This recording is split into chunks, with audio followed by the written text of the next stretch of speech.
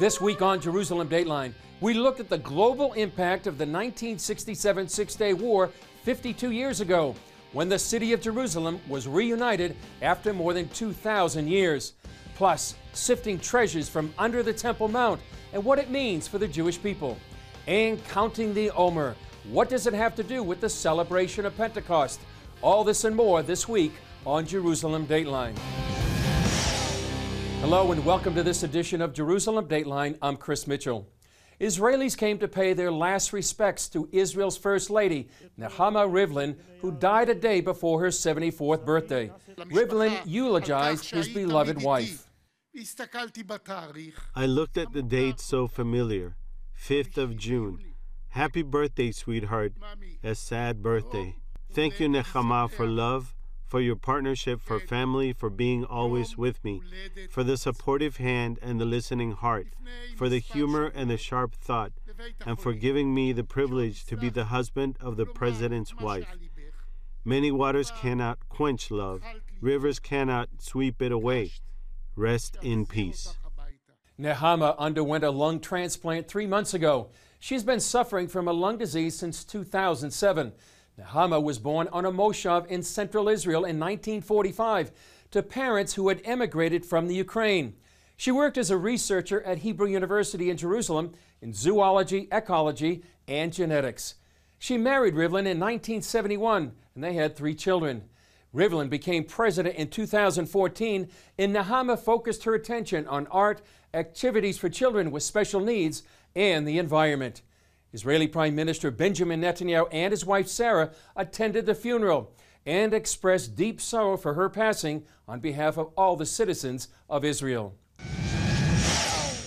Well, this year, Israelis marked the 52nd anniversary of the Six-Day War and Jerusalem Day, the time when Jerusalem was reunited under Israeli sovereignty.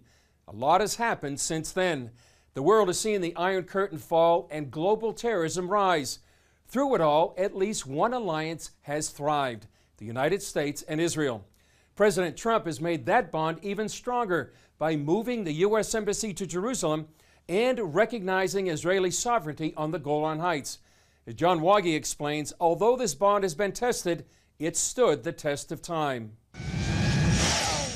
The foundation of the U.S.-Israel alliance began in the Six-Day War. After Israel took back its biblical heartland, including Jerusalem in 1967, the whole world took notice.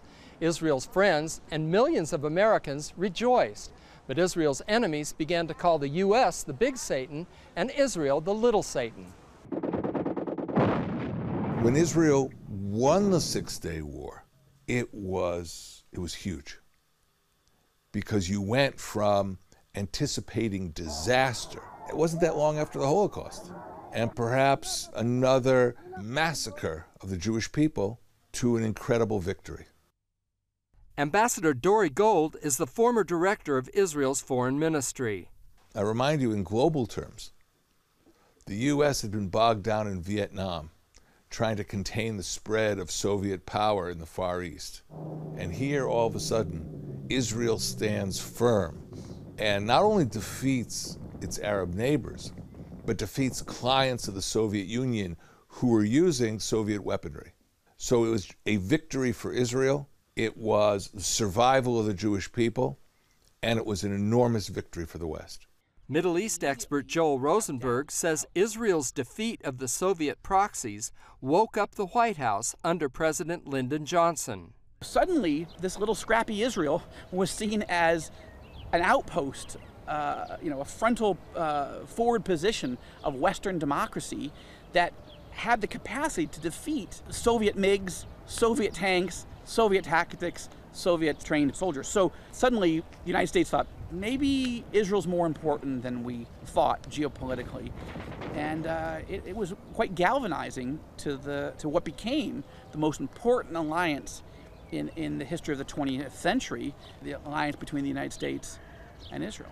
President Johnson told the Russians no when they called for Israel to give up all of the territory recaptured in the war. Johnson made clear that Israel would have secure and recognized boundaries, a policy expanded by Presidents Reagan and Bush. And that became the basis of American diplomacy for decades. And only recently some people talk about a full Israeli withdrawal. That would be contrary to Israel's national security today, and it certainly was contrary to Israel's national security back then. In the half-century since the war, Israel has become a military power, as threats around it have also grown. Iran pursues nuclear ambitions while calling for Israel's destruction. Its terror arm in Lebanon, Hezbollah, has more than 100,000 missiles poised on Israel's north. And the old bear, Russia, is back in the region, looking for a foothold. Gold warns Iran's ties to nuclear North Korea and the Mexican drug cartels put the threat on the U.S. doorstep. The entire Iranian ballistic missile program, to a large extent, is connected with North Korea's ballistic missile program. Both of us have an interest in making sure that the proliferation of ballistic missiles to rogue states be stopped. As Europe becomes more Muslim, the whole idea of Western civilization is shifting. Rosenberg believes the changes could mean more fulfillment of Bible prophecy in the Middle East. One of the worst-case scenarios for Israel is if Russia and/or Iran end up controlling what's left of Syria as it continues to implode. If it's Iran, you'll have an apocalyptic, genocidal Shia theocracy just over the border. If the Russians ask the Iranians to leave, you still have Russia, a nuclear-armed power, right on Israel's border. And according to Bible prophecy, particularly Ezekiel 38 and 39, we know Russia and Iran will form an alliance together against Israel and will come against Israel from the north in the end times. I'm not saying we're there yet, but the trend lines continue to be consistent with the preparation for those Gog and Magog prophecies. John Wagi, CBN News, Jerusalem. During the battle for Jerusalem in 1967, Israeli paratroopers made their way to Mount Scopus. And just before descending to capture the old city, a fierce battle took place with Jordanian soldiers, where a number lost their lives. It's on this hallowed ground that an historic archaeological project is underway called the Temple Mount Sifting Project. While Jerusalem's Temple Mount has never been excavated, at least publicly, an illegal construction project 20 years ago led to discoveries about its ancient past. In 1999, the Islamic religious authority responsible for the Temple Mount began construction on a large underground mosque. They also broke a law prohibiting unauthorized construction.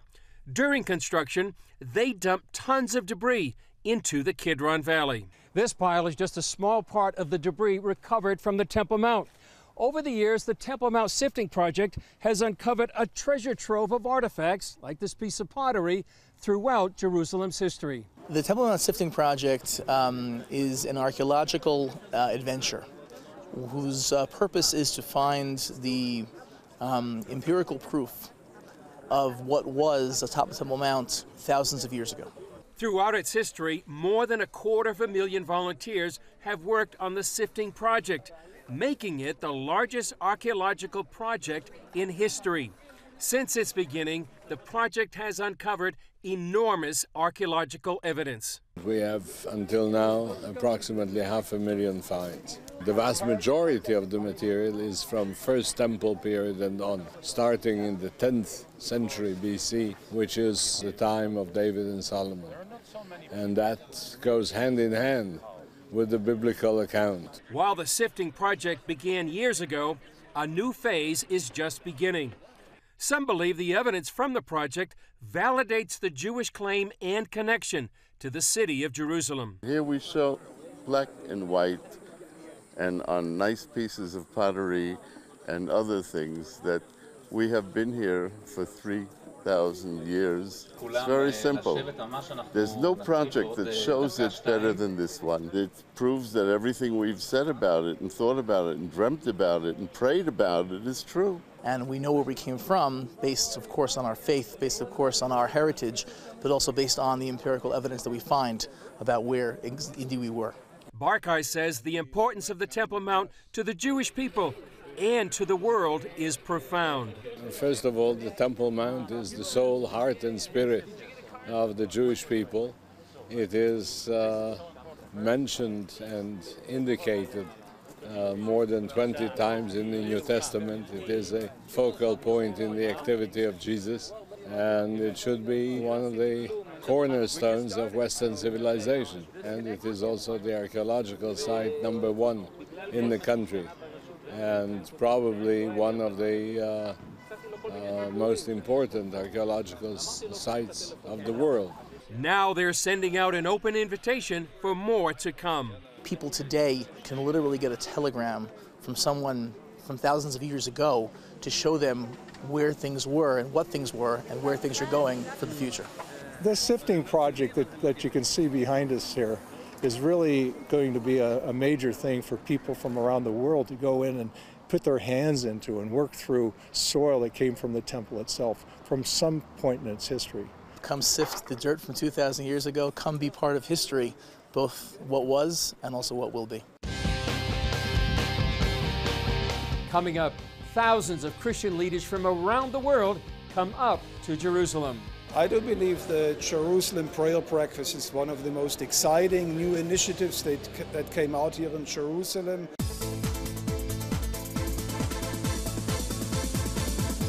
Watch breaking news, in-depth exclusive stories and programs, from health to entertainment, you won't find anywhere else. The CBN News Channel, a perspective you can trust. Enjoy credible news reporting from around the world. Discover inspiring programs and stories of hope, all in one place, from a Christian perspective. The CBN News Channel, a perspective you can trust. Check your local listings or visit cbnnewschannel.com. CBN Israel, standing with Israel and blessing God's people. Join us. Get breaking news from the Holy Land. Witness biblical history uncovered. Learn the true story of Israel through groundbreaking films. Help Holocaust survivors and other Israelis in need. Be part of the redemptive story God is telling through His chosen people. CBN Israel. Together we will stand. Join CBN Israel today. Hey, if you're tired and exhausted all day, you can't think clearly, and you really just need a cup or even a pot of coffee to get through your day, then join me, Dr. Josh Axe, for this new series where I'm going to teach you how to transform your diet and use essential oils and supplements to get a better night's sleep. Get Protect Your Sleep and live your best life with innovative information from 5 leading sleep experts. If you're not a great sleeper, you can do things to make yourself a great sleeper.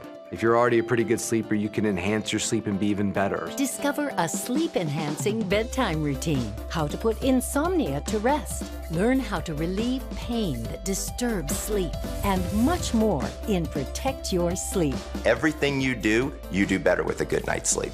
Wake up to your best life. Call 1-800-700-7000 to get your free DVD or booklet of Protect Your Sleep today. Don't miss out on this brand new series. For the 3rd year in a row, Christian leaders from around the world came up to Jerusalem for the Jerusalem Prayer Breakfast. 700 delegates representing nearly 70 nations heard what is on the hearts and minds of Israeli leaders and public figures. Here's what some of the participants had to say. I find it quite fascinating that just last week, the president of my country, Nigeria, in his first 24 hours after his inauguration, flew to Saudi Arabia and took a position against Israel. And that means that he's literally invoking curses on our nation. And I feel that the prayers that I prayed today, prayers revoking the curses is brought upon us, and praying for the peace of Jerusalem will help bring a turnaround in our nation. It's just been an amazing experience to see people from all over the world, the many nations coming together to pray for peace. Because peace in Jerusalem really means peace for the rest of the world. It's amazing to see political people, pastoral people, and those in leadership coming from their nations to come together in unity. Because unity doesn't mean uniformity, it means coming together and agreeing on something and being able to seek God on a matter, and that's when He hears us. For me as a Romanian, the issue about the embassy was something important, because we know, understand in Romania, Christians mainly, that our blessing for our nation, it's connected directly with our alignment with the God's plan for Israel. So in Romania, we pray a lot through our media tools. We have programs challenging people, Christians in Romania, to pray for Israel. Romania became more like a prayer partner for Israel. God commands everyone to pray for peace at Jerusalem. It's one of the only times in the Bible that God even asks you to pray for anything. People pray because they need things, health, wealth, success. But one time God says, pray something for me, and that's Jerusalem. And the reason he does, at least the Jewish sages teach us, is that he wants people to keep the issue of Jerusalem close to their heart. He wants people to focus on Jerusalem. He wants to tell the children about Jerusalem, get involved in Jerusalem. So for Jews and Christians to believe in the Bible, everyone's got to pray for the peace of Jerusalem, and also understand that Jerusalem is the focal point for today's conflicts, and that through prayer and action, we can make Jerusalem a credible place once again on this earth. Last year it was a bit of a baptism of fire. It was like this, I've never seen anything quite on this scale before. But since last year I met some really good people here, and that's had a real effect on what we're doing in the UK as well. Some of those people have flown into the UK and we've done stuff on that. So these things, although the prayer breakfast itself is great, it's the connections that you make while you're here which is really important. And they're quite strategic, and so much good stuff comes out of that alone. I do believe the Jerusalem Prayer Breakfast is one of the most exciting new initiatives that came out here in Jerusalem. It's absolutely important because it gathers in a very unique way the nations together here to Jerusalem to pray for Israel, but also to pray for their own nations and their relationship with Israel. So I believe it's one of the most strategic events that came out of Jerusalem in recent years. Coming up, Messianic believers in Jerusalem come under assault on their way to a worship service. A historic bond between the Jewish people and the land of Israel cannot be broken. Now on Blu-ray or DVD, the new CBN documentary special, The Hope, the Rebirth of Israel. History is knocking on the door. Things are changing. Call 1-800-700-7000 or go to cbn.com/Israel The Hope to receive your copy of the CBN documentary special, The Hope, the Rebirth of Israel, for a gift of $10 or more. Now on Blu-ray or DVD. Once he declares the state of Israel, they're all going to come after us. Go on an extraordinary journey as Gordon Robertson explores the founding of Israel and meet the heroes who made history. The United States recognizes the new state of Israel. The Hope, the Rebirth of Israel can be yours on Blu-ray or DVD for a gift of $10 or more. Call 1-800-700-7000 or log on to cbn.com/Israel The Hope. Call now. Hello, I'm Dr. David Perlmutter, board-certified neurologist and #1 New York Times best-selling author. Wouldn't it be great to boost your energy, eliminate brain fog, and even reverse brain disease? Well, you can, and I'm going to show you how, along with some of the world's most well-respected brain experts, in this DVD, Protect Your Brain. Get Protect Your Brain, a free DVD only from the Christian Broadcasting Network, featuring experts on the cutting edge of neuroscience and brain health. No matter how many times you've failed in the past, you really can do this. In Protect Your Brain, you'll discover simple strategies to keep your brain young and healthy. Improve your memory. Discover the gut-brain connection. In Protect Your Brain, get your free copy at cbn.com or call 1-800-700-7000. If you want to improve the quality of your life, get the DVD Protect Your Brain and get it today. Here in Jerusalem, dozens of Jewish protesters recently attacked Messianic believers headed to a Hebrew worship concert. It's one example of hostility by certain Orthodox Jews against the Messianic community. Inside the King of Kings congregation, an audience listened to a concert of Hebrew worship songs. But outside, something else was going on. 30 to 40 religious men had gathered, and they started harassing our people as they were trying to enter into worship, blowing whistles, trying to drown out the sound of worship. And that alerted the first wave of the SWAT team from the police that came out. The Messianic Jewish Alliance of Israel hosted the concert at the King of Kings Community Facility, one of the largest congregations in Jerusalem for Christians and Messianic Jews. Senior Pastor Chad Holland told CBN News a mob of protesters outside the facility's lobby attacked men, women, and children trying to attend the concert. They started by screaming, pushing. Several people were hit, some were cut in the face. They broke glass, they damaged property. They were kicking, they were hitting, they were cornering people. They pushed several up against the wall. They pushed down several women as well. They threw water bottles, they spit on a lot of people, and in the end they started spraying pepper spray. Some of the protesters held a sign from the far-right fringe group Lehava that opposes contact with non-Jews and a Christian presence in Israel. According to Holland, police had a hard time gaining control of the protesters. They overran the first wave of the SWAT team. They ended up leaving. Then a second wave of regular level police came with the captain, and the mob scene overran them as well with numbers. And it took several hours before the police could rally enough of the SWAT team in full armor and helmets and face shields. While evangelicals and other Christians are welcomed as friends by most Israeli sectors, Messianic Jews who believe Jesus is the Messiah are sometimes shunned. Even though we tried to reason with them and discuss, hey, why are you guys so angry? They said that we were traitors. They chanted several times that we worship three gods. Now, of course, if you know anything about the Messianic theology, we believe in one God. And we tried to reason with them to explain to them that they had a misunderstanding. They later on didn't take too kindly to that explanation. They began to chant that we were Nazis at that point. Holland said they'd welcome the opportunity to explain who they are and what they believe to the protesters. We're certainly not the enemies of anybody worshiping God, but that we are believers in Yeshua. We serve one God and we believe in the Bible. So we'd love to sit down and talk to them if they would ever have us. We thank the police again, and we covet the prayers of all the believers around the world. Holland said in the end the protesters didn't win because the concert went on as planned. Up next, we take a look at the Feast of Shavuot, the counting of the Omer, and what it means for Christians at Pentecost. Prophecy thousands of years old. We were called to be a light to the world. Being fulfilled today.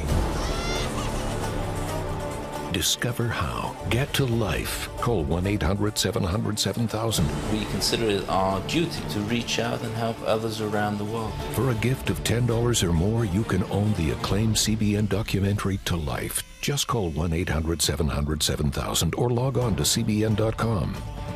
To treat a human, no matter what he is, which religious he have, which color he is. This is what I'm doing. See how the people of Israel are fulfilling prophecy. History is being written, and I want to be a part of it. By sharing their knowledge. In Africa, in Asia, in South America, in East Europe. And their love. This is how we work. This is us. Get to life. Call 1-800-700-7000 or log on to cbn.com. How'd you like to get a redo on your health, on your body, on your arteries, so you could have the energy you had 20 years ago? The great news is you can. I'm Dr. Mike Roizen, chair of the Wellness Institute at the Cleveland Clinic. I've written 4 New York Times bestsellers.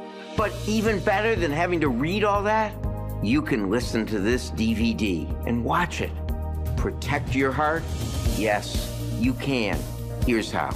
Go to cbn.com or call 1-800-700-7000 for your free copy of Protect Your Heart. Let the medical experts show you their new discoveries on how to avoid heart disease and even reverse it. Easy steps to uncover the hidden dangers in your medicine cabinet, reduce stress, and get a complete do-over for your health. Call 1-800-700-7000. That's 1-800-700-7000. Or go to cbn.com to claim your free copy of Protect Your Heart.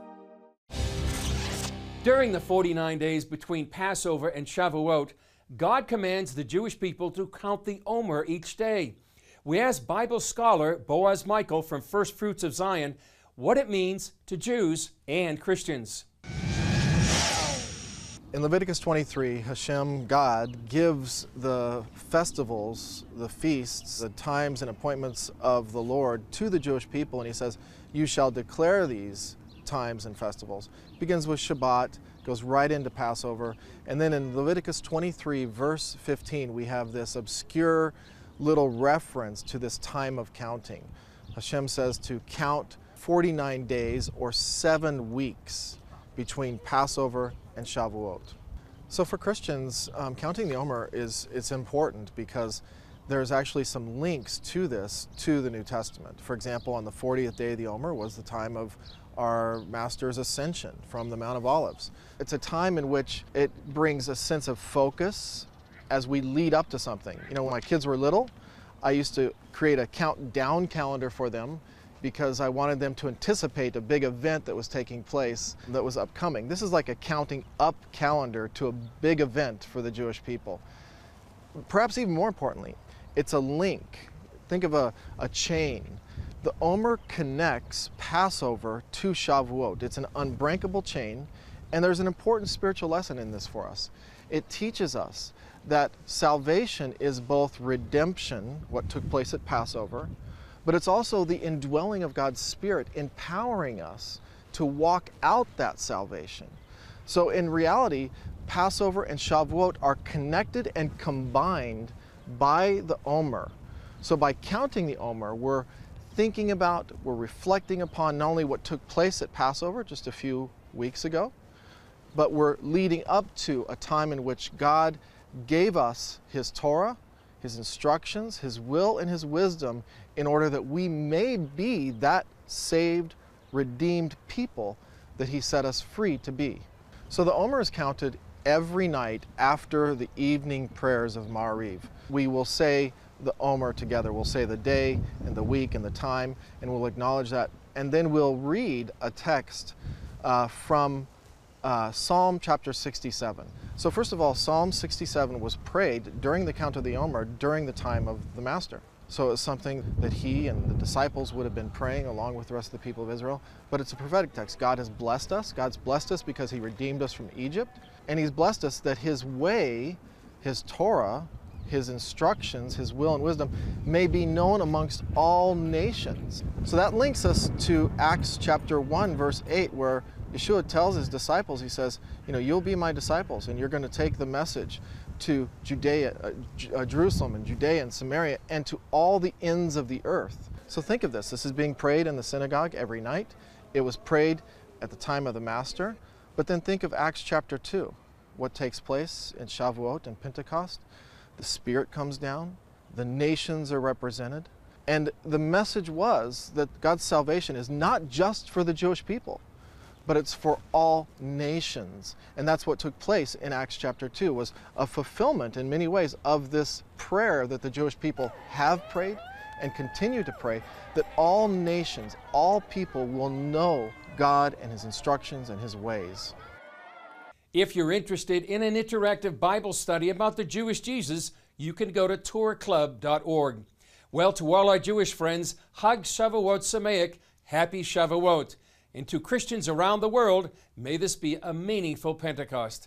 Well, that's all for this edition. Thanks for joining us. Remember, you can follow us on Facebook, Twitter, Instagram, and YouTube. I'm Chris Mitchell. We'll see you next time on Jerusalem Dateline.